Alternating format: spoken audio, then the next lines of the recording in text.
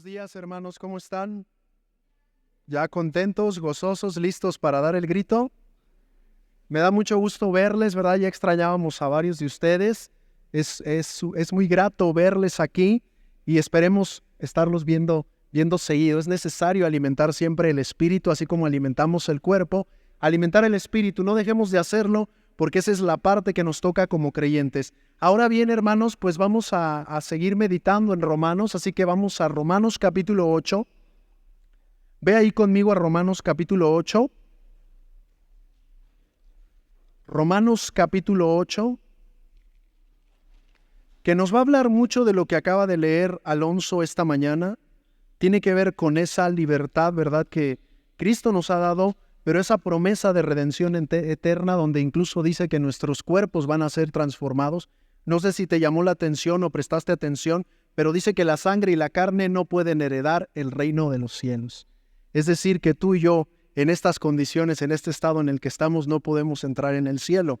Y es necesaria una transformación. Y aunque el mismo Pablo ya nos los dijo un poco ahí en la carta a los Corintios, en este capítulo 15, donde dice que vamos a ser revestidos, esto corruptible, esto que se deteriora, que enferma, que va al desgaste, va a ser vestido de algo incorruptible, algo que no se corrompe, algo que ya no enferma, algo que ha sido completamente transformado, como en un inicio en el diseño, ¿verdad?, que Dios había dado, ¿verdad?, ese plan donde Adán y Eva estuvieran eternamente con Él. Pero bueno, vamos a meditar en este libro de Romanos, pero antes déjame decirte algo. Yo sé que pues es más que obvio que hoy vamos a celebrar la independencia de México, que hoy vamos a celebrar al rato, ¿verdad? Muchos de ustedes van a estar pegando ahí el grito de ¡Viva México! Así quiero verlos gritando ¡Viva Cristo!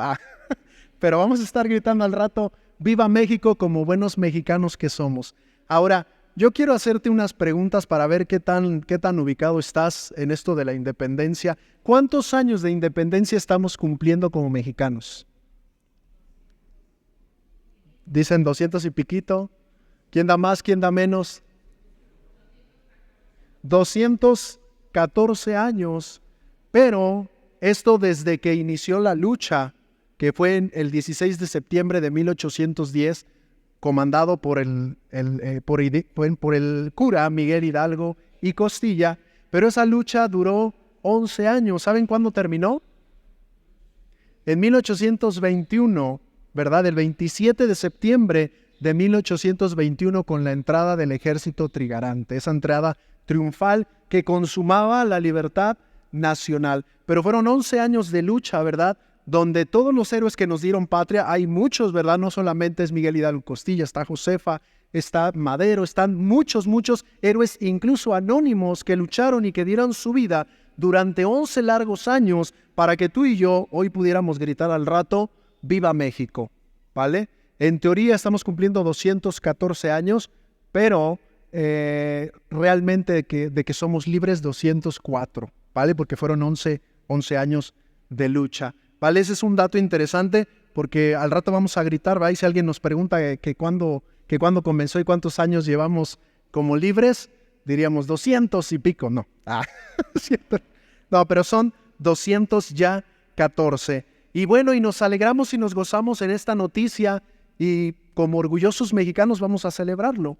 Pero fíjate que hay algo más curioso, algo más impactante, porque así como tú y yo estamos celebrando el día de hoy libertad nacional, también cada domingo, y no podría faltar esta ocasión, y qué bueno que cayó en 15, hoy estamos celebrando una libertad eterna en Cristo.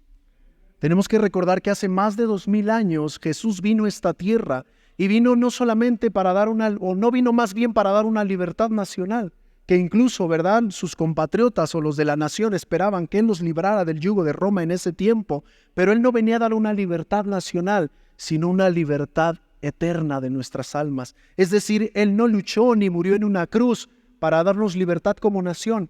Él luchó y murió en una cruz para dar libertad a tu alma de la condena del infierno, de una condena eterna que te esperaba y que era tu destino. Y este Jesús, este Señor nuestro, dio su vida en esa cruz para que tú y yo fuéramos librados de esa eternidad sin Él, de un infierno, ¿verdad?, eterno para nosotros, y muere en esa cruz y nos da entonces libertad nacional.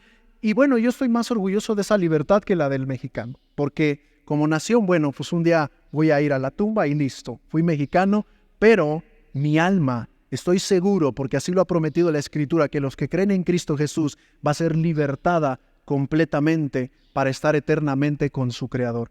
Y esa, al menos, es la libertad en la que yo me gozo más, porque esta es temporal, pero la que Dios nos dio, la que Cristo consiguió por nosotros, es eterna. Y es un motivo de mayor gozo. Así que hoy celebra que eres libre como mexicano, pero celebra más orgulloso que Cristo murió por ti en la cruz. Y que gracias a Dios, si es que es así, has puesto tu fe en Dios, has puesto tu fe en lo que Cristo hizo y puedes estar más que seguro que Él te ha prometido la libertad eterna. ¿Vale? Vamos a hacer una oración, hermanos, y vamos a entrar ahora sí en Romanos capítulo 8. Señor, queremos darte gracias esta mañana. Gracias porque nos permites estar aquí reunidos, porque hoy podemos celebrar, Señor, libertad nacional, pero con más gusto y con más gozo podemos celebrar una libertad eterna que Cristo ganó por nosotros cuando murió en esa cruz. Cantábamos, bendito Dios, hace un momento que hay una cruz que muestra el precio que Jesús pagó por nosotros. Esa cruz de dolor, esa cruz, bendito Dios, de vituperio, esa cruz en donde fue menospreciado, en donde fue maltratado, en donde se burlaron de Él. Esa fue la cruz que marcó nuestra libertad eterna, nuestra libertad en Cristo Jesús. Y gracias a eso, hoy tenemos una esperanza firme de estar una eternidad a tu lado, como siempre lo quisiste desde un inicio. Gracias te damos en el nombre de Cristo Jesús. Amén y amén.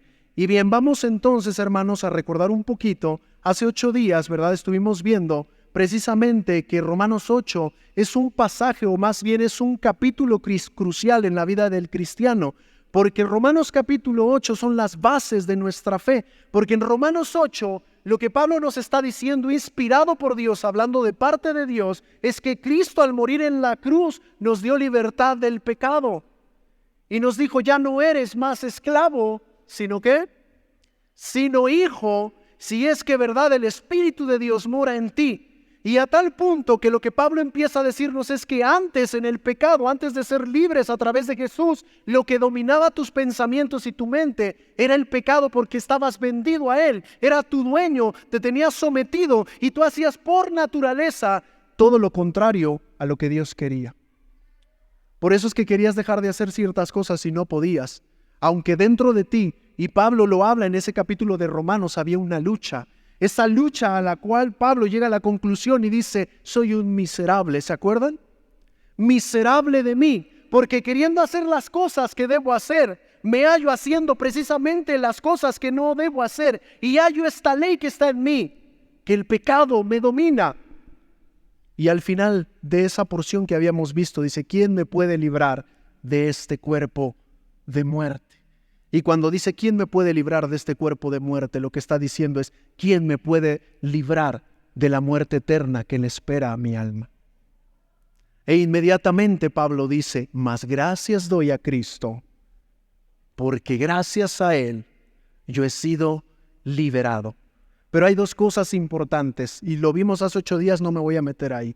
Lo que Pablo dice es que antes de estar en Cristo tú eras hijo del pecado, esclavo del pecado.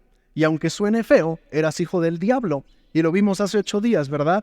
Cuando Jesús le está diciendo a los fariseos y le están diciendo, nosotros sabemos quién es nuestro papá y tú eres hijo de fornicación. Y les dice, ustedes son hijos de su padre el diablo, porque me quieren matar.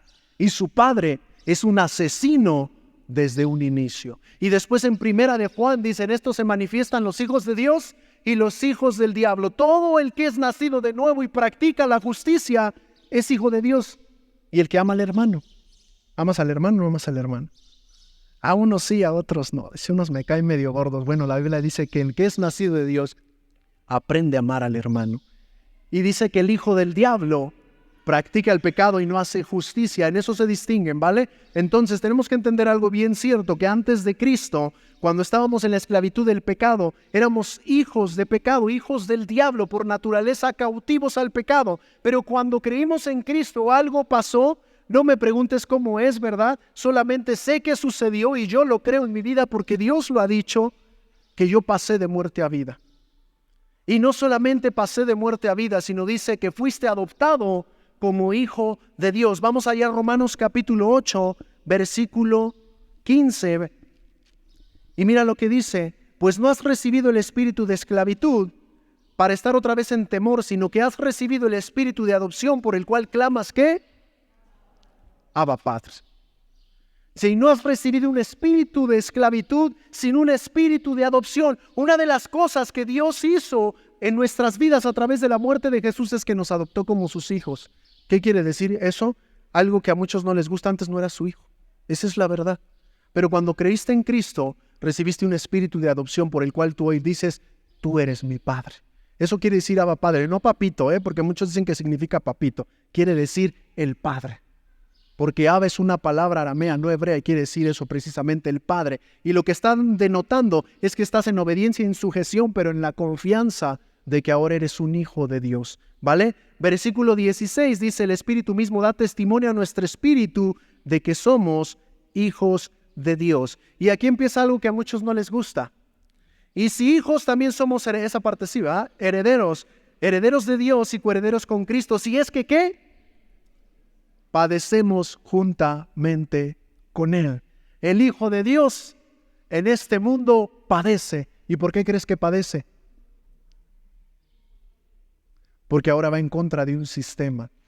Porque ahora va en contra de los principios y de la moral del mundo, que está vendida al pecado y que sigue al príncipe de la potestad del aire, que es Satanás. Entonces el mundo se mueve bajo lo que Satanás le dicta, pero el Hijo de Dios ha salido de ese sistema y ahora va en contra de ese sistema, y eso indica que va a padecer. Así que si como cristiano por ahí te dijeron para de sufrir, pues no vas a parar de sufrir, porque el sistema, el mundo entero se te va a venir encima, porque tú ya no quieres vivir como el mundo vive. ¿Y sabes por qué ya no quieres vivir como el mundo vive? Porque ahora le perteneces a Dios. Y con esto te estoy diciendo que si tú sigues bien acomodado al mundo, detente y pregúntate si realmente has recibido a Cristo en tu corazón. Si el mundo es tu hogar, si tú estás bien cómodo en el mundo, si todo lo que el mundo te ofrece, todo lo que el mundo te presenta es tu vida, ten cuidado, porque tal vez no se ha efectuado ese nuevo nacimiento. Porque el que ha nacido de nuevo, dice la Escritura, en las cosas del Espíritu, piensa. Mas el que es de la carne, en las cosas de la carne. Y eso lo leímos hace 8 días, por eso es que no me voy a regresar. Así que ahora acompáñame ahí a Romanos capítulo 8, versículo 18. Y mira lo que nos va a decir esta porción textual, porque nos va a dar una noticia, y dice que no solamente Cristo ha ganado para nosotros redención eterna, ha ganado muchas otras cosas, y entre ellos dice que ha ganado la restauración de nuestros cuerpos para esa eternidad. Y mira, vamos a leerlo para que lo podamos entender mejor. Miren el 18, dice: pues tengo por cierto que las aflicciones de este tiempo o de los tiempos presentes no se comparan o no son comparables con la gloria que viene, que en nosotros ha de ¿qué? A demostrarse. Fíjate lo que está diciendo Pablo: todo hijo de Dios, todo aquel que ha sido libertado del pecado, que ha nacido de nuevo y que ha sido adoptado como hijo de Dios, va a sufrir en este mundo, va a padecer como Cristo padeció. Pero el padecimiento de este tiempo o de lo que tú vives ahora no se compara con la gloria que te espera y que viene y que se va a mostrar. ¿Cuál es esa gloria, hermanos? Que ha de mostrarse y que ha de manifestarse. ¿Cuántos de ustedes están padeciendo a veces por ser cristianos? Por ser cristianos, no porque anden haciendo cosas indebidas. Pedro lo dice bien: si padeces por malhechor y porque andas haciendo de las tuyas, bien te lo mereces. Pero si padeces como cristiano, dale gloria a Dios, porque los mismos de sufrimientos de Cristo se van cumpliendo en tu vida. Cristo sufrió, tú vas a sufrir. Y más adelante, y no es que, ay pastor, ¿por qué está diciendo? En unos años, que no te sorprenda ver que nos prohíban incluso reunirnos. En otros países ya sucede. Y puede suceder en un futuro aquí, puede suceder. No estoy diciendo que sí va a ser, pero es muy probable, porque el cristiano va a padecer en el mundo, porque va contrario, como te lo dije, a lo que rige el mundo. Pero dice que estos padecimientos no se comparan. Lo que tú estás padeciendo hoy, hermano, no se va a comparar con la gloria que viene, con la gloria que te espera. Y vamos ahora a seguir leyendo qué es. Y mira, dice el 19, porque el anhelo, porque el deseo ardiente, fíjate, un deseo ardiente de la creación, es el aguardar, ¿qué? la manifestación de los hijos de Dios. Ahora déjame irte explicando porque tiene mucho que ver con lo que lo que había leído Alonso hace rato. La Biblia nos enseña que la creación entera está sufriendo. La creación misma está gimiendo. Los animales gimen por tu culpa y por mi culpa porque son maltratados y asesinados por nuestra causa. La naturaleza está sufriendo. El mundo está sufriendo porque el hombre es un vil pecador y lo único que hace es destruir lo que Dios ha creado. Pero el mismo Dios sujetó esta creación a sufrimiento por tu culpa y por mi culpa. Bueno, si somos más honestos, por la culpa de Adán y Eva, pero tú le añades tu granito porque tú también pecas. Pero dice que el anhelo ardiente de la creación es esperar la revelación de los hijos de Dios. ¿Y qué quiere decir con esto? Y lo vamos a ver más adelante, que lo que la creación está esperando es la libertad completa y la transformación de los hijos de Dios. Porque en cuanto el Hijo de Dios sea transformado, cuando esa gloria venga, la transformación de nuestras vidas, va a ocurrir algo también en el mundo. El mundo va a ser restaurado y va a ser libertado de la corrupción a la que fue sujetada por culpa de nuestro pecado. ¿No me crees? Vamos a seguirlo leyendo. Versículo 20. Porque la creación que dice, fue sujetada a vanidad. Es decir, la creación entera fue sujetada a algo vano, a algo pasajero, a algo que se destruye. No por su propia voluntad. La creación no quiso estar sujetada a esclavitud, a destrucción, a deterioro, a miseria, a dolor, a sufrimiento. La creación no quiso eso. Fue sujetada a eso por causa de nuestro pecado, por causa de lo que nosotros hemos hecho. Vamos a seguir leyendo. Sino por causa del que la sujetó, en esperanza. Ahora dice que la creación está esperando, tiene una esperanza. ¿Y cuál es esa? La manifestación de los hijos de Dios, la redención eterna, la transformación de sus vidas. Vamos a seguir leyendo. Porque también la creación misma, ¿qué dice? Será libertada de la esclavitud de corrupción. ¿Qué quiere decir corrupción? Ya te lo he venido diciendo, pero ¿qué quiere decir corrupción?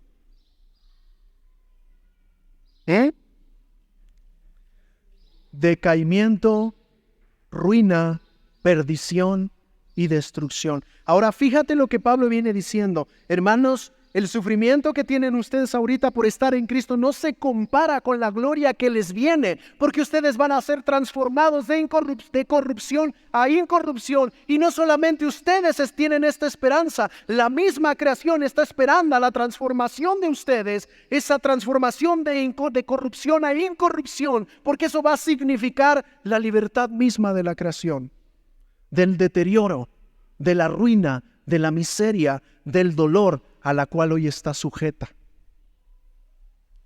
Fíjate cómo la Biblia nos va diciendo, el pecado no solamente te daña a ti, el pecado ha dañado a la creación entera. Toda la creación está sufriendo por culpa tuya.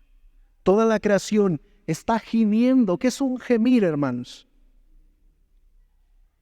¿Quién de ustedes ha gemido alguna vez por dolor? ¿Quién de ustedes ha gemido cuando ve a algún pariente, a alguien que está sufriendo o que incluso ha muerto? He visto gente gimiendo cuando muere. ¡Ay, Dios mío!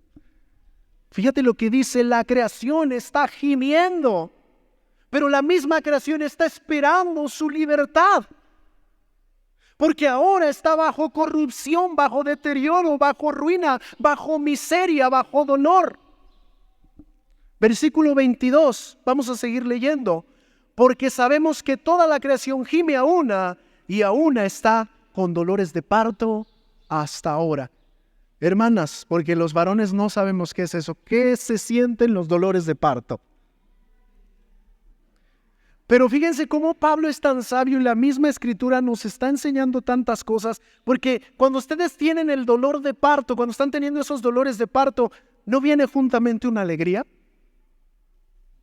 ¿Sí o no? Bueno, ¿quiénes sí tuvieron dolores de parto? Mientras está el dolor no hay una alegría porque sabes que van a hacer algo bello y que ese dolor va a terminar. En cuanto viste que el dolor terminó y de repente te dan a tu criaturita, yo sé que dijiste, está medio feíto, pero pues bueno, es mío. Ah, no es cierto.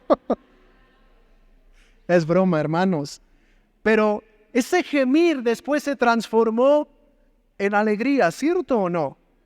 Y lo que la Escritura está tratando de decirnos es que la creación entera está sufriendo y está gimiendo con dolores de parto, pero que esos dolores de parto están siendo soportables porque esperan la liberación.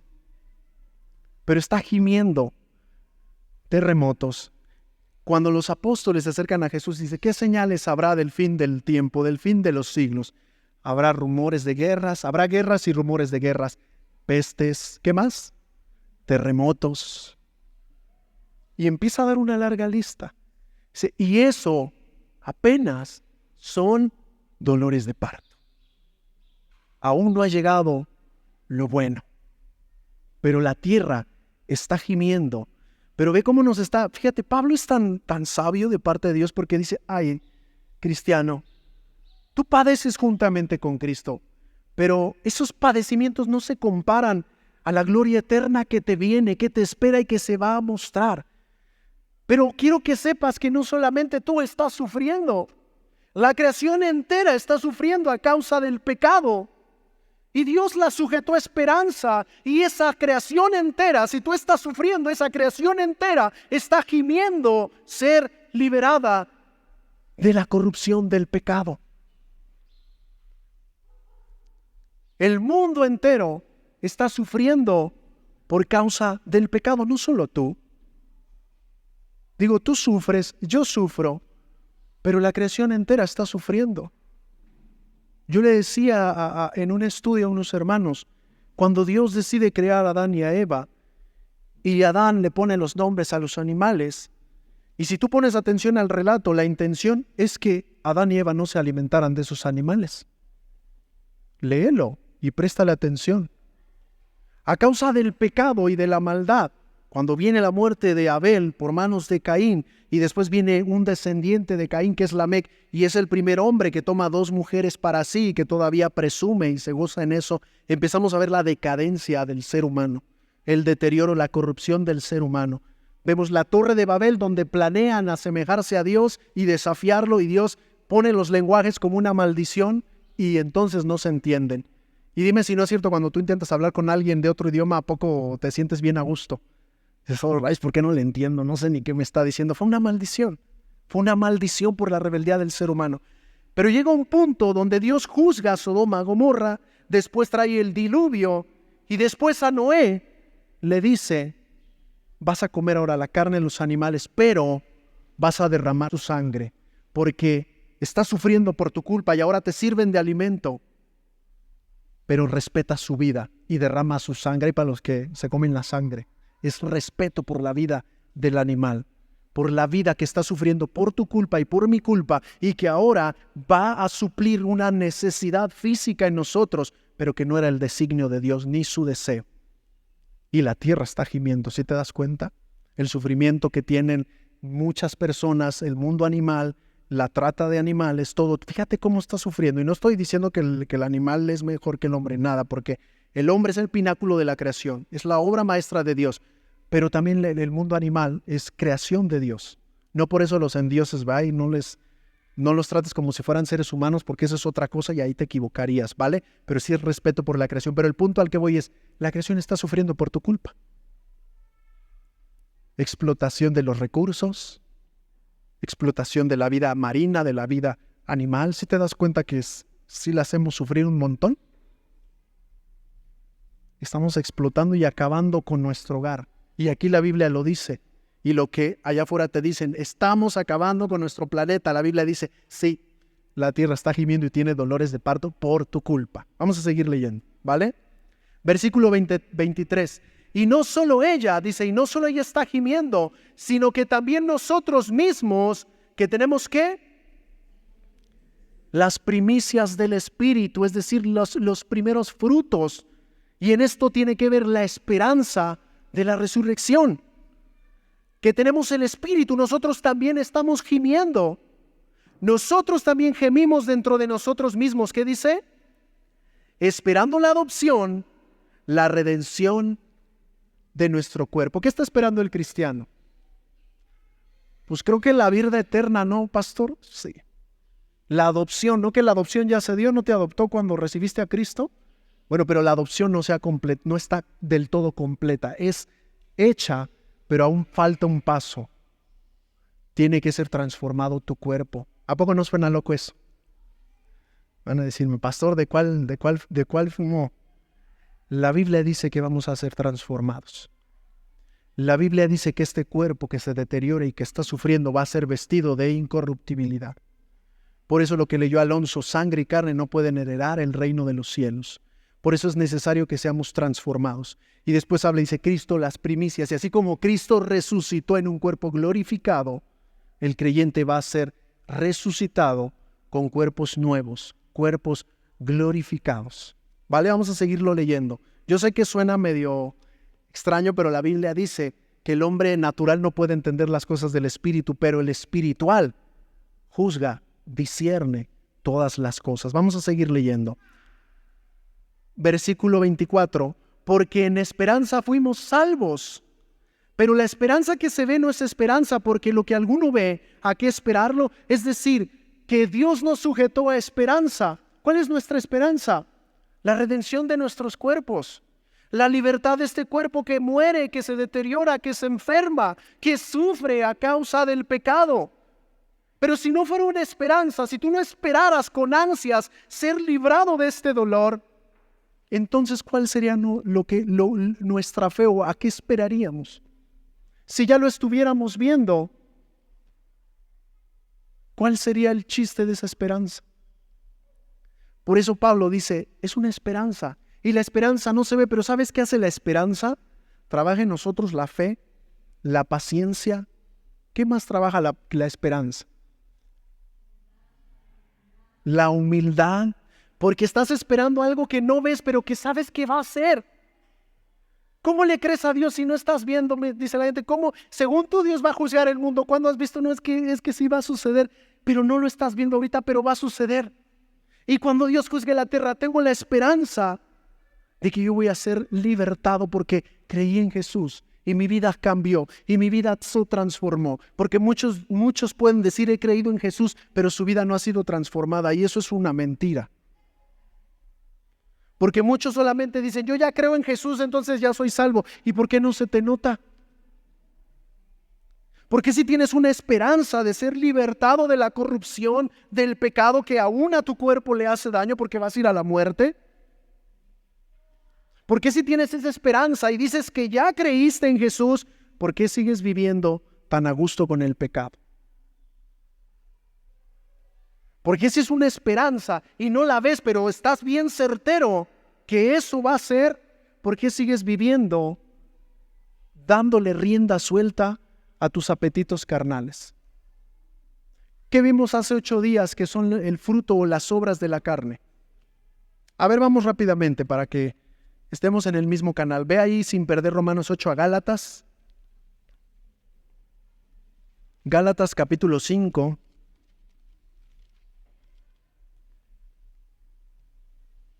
Versículo 19. ¿Ya estamos ahí? Y manifiestas son las obras de la carne. ¿Sí lo tienes ahí? O sea, y evidentes son las obras de la carne, que son adulterio, fornicación, inmundicia, lascivia, idolatría, hechicerías, enemistades, pleitos, celos, iras, contiendas, disensiones, herejías, envidias, homicidios, borracheras, orgías y cosas semejantes a estas, acerca de las cuales les amonesto, como ya se los he dicho antes, que los que practican tales cosas no van a heredar el reino de Dios. ¿Y por qué no lo van a heredar? Porque no han sido transformados. Porque el que es del Espíritu en las cosas del Espíritu piensa, pero el que es de la carne, esto es lo que vive. Así que si tú tienes la esperanza de la redención, pero sigues viviendo en la carne, yo no sé si tu esperanza es real o si la verdad te la has creído. Porque si te la creyeras, dice aquí en Romanos 8, que con paciencia la guardarías.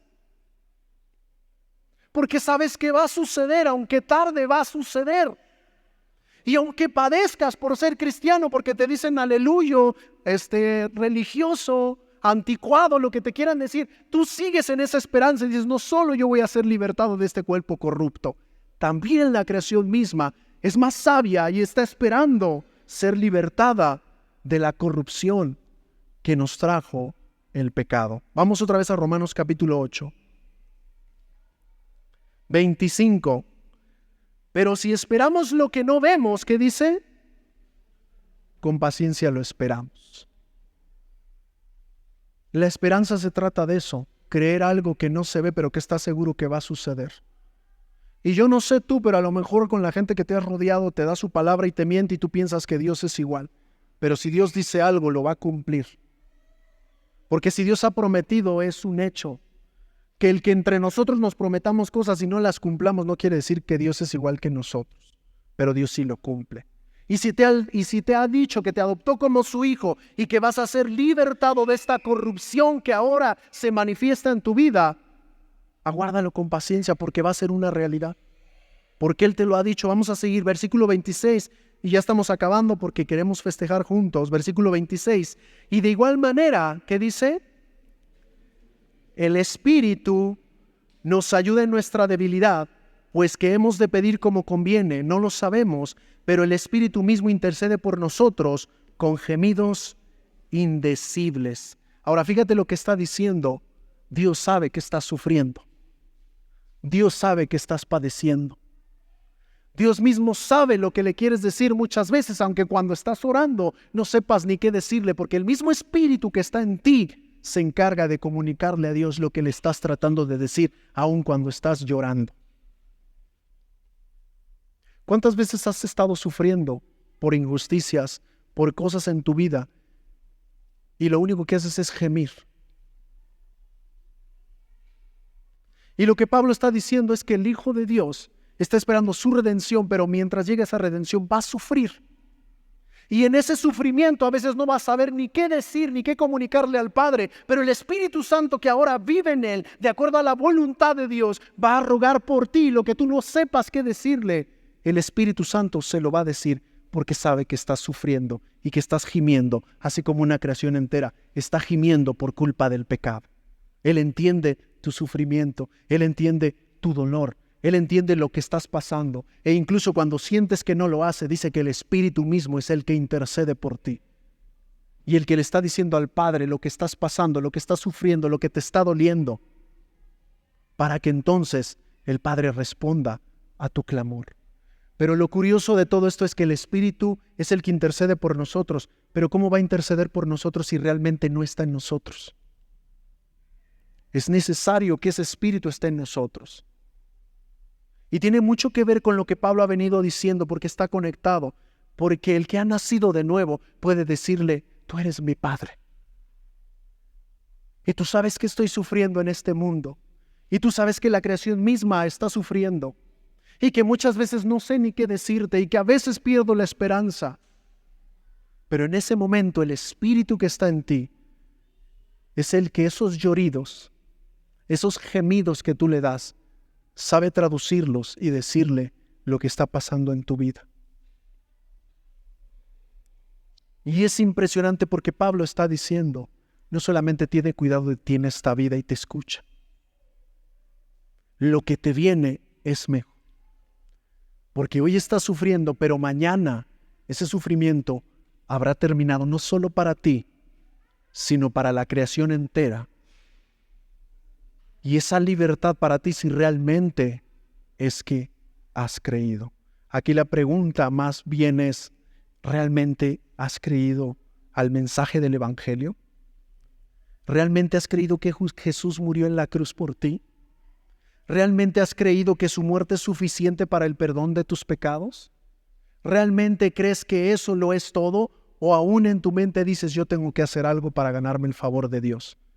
Porque si aún piensas eso, tú sigues cautivo al pecado. Porque el pecado te sigue engañando, haciéndote creer que tú puedes ganar tu salvación. Cuando la Biblia es clara y te dice, el único que puede ganar la salvación para ustedes es Jesús, con lo que hizo en esa muerte en la cruz. Vamos ya terminando. Versículo 27 dice, mas el que escudriña los corazones sabe cuál es la intención del Espíritu, porque conforme a la voluntad de Dios intercede por los santos. Fíjate lo que está diciendo aquí. El Espíritu intercede por los santos. Ahora, ¿qué es un santo? Y con esto voy terminando. ¿Qué es un santo? ¿Eh? El que tiene una aureola aquí, el que ya les van a salir alas porque es bien bueno, el que ha sido apartado. Esa es la palabra original. El que ha sido apartado con un propósito. El que, ¿sabes qué quiere decir realmente la palabra iglesia? Eclesia, los llamados afuera. ¿Y a qué hace alusión eso? Aquellos que estaban dentro de, pero Dios los sacó. Y ahora están sacados, están fuera de, no son del mundo, aunque están en el mundo. Y Dios intercede por ellos, porque esos son sus hijos. Y esa es la libertad que Cristo ganó por nosotros. Vamos a 1 Corintios capítulo 15, versículos 53 al 55, donde comenzó Alonso.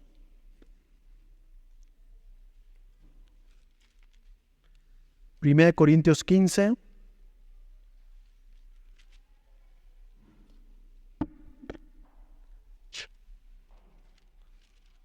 $53.55. Vamos a leerlo desde el 47 para que quede ya claro esto. Dice, el primer hombre es de la tierra terrenal, hablando de Adán. ¿Sí estamos ahí? El segundo hombre, que es el Señor, ¿de dónde es? Del cielo. ¿Cuál es el terrenal? Tales también los terrenales. ¿Y cuál es el celestial? Tales también los celestiales. Y así como hemos traído la imagen del terrenal, ¿qué dice? Traeremos también la imagen del celestial. Pero esto digo, hermanos, que la carne y la sangre no pueden, ni la sangre y la carne no pueden heredar el reino de Dios, ni la corrupción heredará la incorrupción. He aquí les digo un misterio. Aquí está el misterio revelado. Está en la Escritura. He aquí les digo un misterio. No todos dormiremos, pero todos seremos ¿qué? Transformados. En un momento, en un abrir y cerrar de ojos, al final de la trompeta, porque se tocará la trompeta y los muertos serán resucitados ¿qué? Incorruptibles, y nosotros seremos transformados, porque es necesario que esto corruptible se vista de incorrupción y esto mortal se vista ¿de qué? De inmortalidad. Y cuando esto corruptible se haya vestido de incorrupción y esto mortal se haya vestido de inmortalidad, entonces se cumplirá la palabra que está escrita, absorbida, esto es sórbida, absorbida es la muerte en la victoria de Jesús. Esto es lo que trata de decir. ¿Dónde está muerte tu poder? ¿Dónde está muerte tu aguijón? ¿Dónde está ahora tu poder? ¿Dónde, oh sepulcro, tu victoria? Ya que el aguijón de la muerte es el pecado, el poder de la muerte es el pecado, y el poder del pecado es la ley, porque la ley te enseña que eres un vil pecador. Mas gracias sean dadas a Dios que nos da la victoria por medio de nuestro Señor Jesucristo. Así que hermanos míos, amados, estén firmes y constantes, ¿qué dice? Creciendo en la obra del Señor siempre, sabiendo que su trabajo en el Señor no es en vano. ¿Cuál es esa gloria venidera de la que está hablando Pablo? Aquí te da la respuesta. Tú serás transformado en un abrir y cerrar de ojos. El sufrimiento y el dolor que has traído en esta vida y que la misma creación ha traído va a terminar cuando esto sea una realidad. Por eso yo comenté diciéndote, yo no sé qué sientas tú al decir viva México, libertad nacional, en comparación a saber que tu mismo cuerpo va a ser libertado del pecado, que la muerte ya no va a tener más poder, que ya no habrá enfermedad, que ya no habrá sufrimiento, que ya no habrá guerras.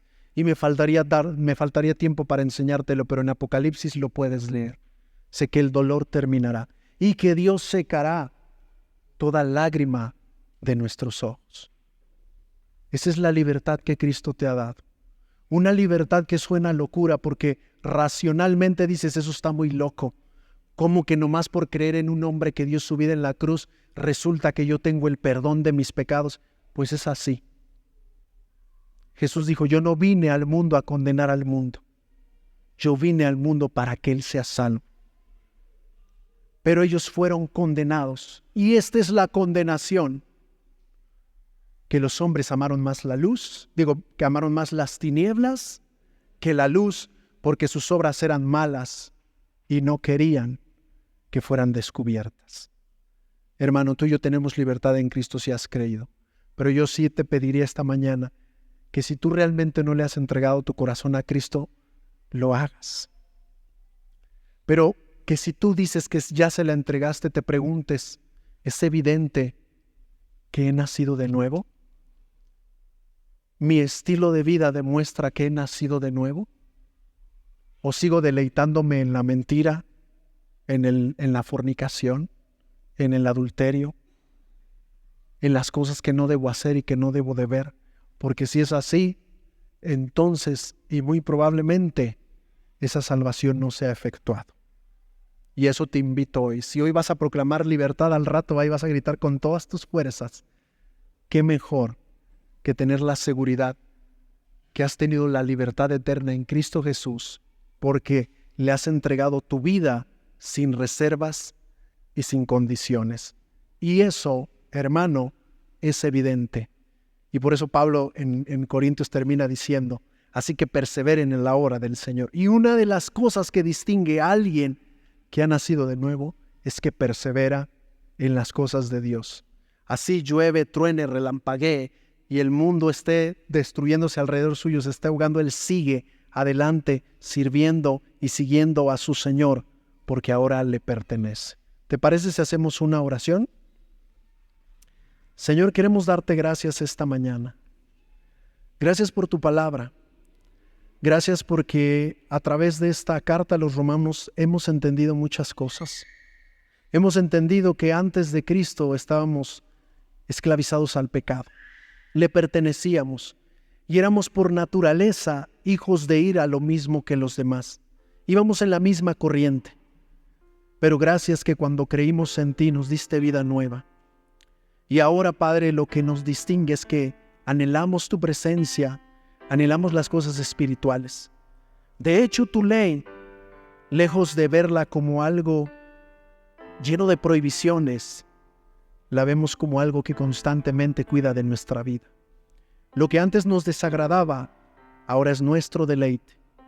Antes, Padre, nuestro deleite era el pecado y hacíamos todo lo que nos dictaba, aun cuando en nuestra conciencia sabíamos que no era lo correcto, pero no podíamos dejar de hacerlo. Pero ahora que estamos en Cristo, hay cosas que nos has ayudado a dejar de hacer, cosas que nos avergonzaban, como la Escritura nos dice, cosas que incluso nos avergüenzan mencionar, pero hemos pasado de muerte a vida. Y aunque sufrimos, ese sufrimiento es pasajero y no se compara con la gloria eterna que nos está reservada.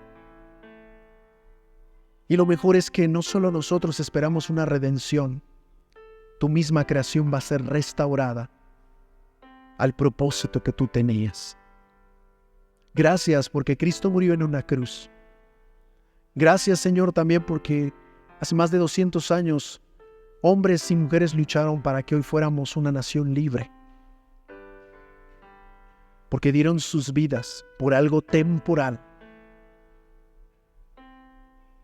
Pero aún más agradecidos estamos porque un solo hombre cargó el pecado de la humanidad. Y aunque fue escupido y maltratado, odiado y aborrecido por los suyos, fue obediente hasta la muerte, y una muerte de cruz, porque sabía que de esa forma ganaban libertad eterna para nuestras almas. Gracias porque ahora somos tus hijos. Y podemos proclamar a los cuatro vientos que en Cristo tenemos el perdón de pecados. Gracias por la locura de la predicación, porque es cierto, parece locura, Señor, para el que se pierde. Más para el que se salva es poder de Dios para salvación. Gracias, porque si por nosotros hubiera sido, jamás hubiéramos conseguido esa eternidad. Pues claro está que constantemente violamos tu ley, que todos los días mentimos, que todos los días codiciamos, que todos los días estamos fallando a tus mandamientos. y eso nos presenta culpables. Pero nos diste en Jesús esa libertad que jamás íbamos a poder conseguir. Gracias por lo que hizo Cristo. Gracias por su muerte en la cruz.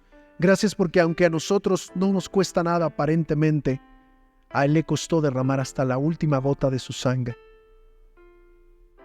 A Él le costó ser hecho pecado y haber sido apartado del Padre. Gracias, Señor. Gracias por esa libertad. Gracias porque hoy estamos seguros que un día todo lo que hoy es padecimiento, sufrimiento, ha de terminar.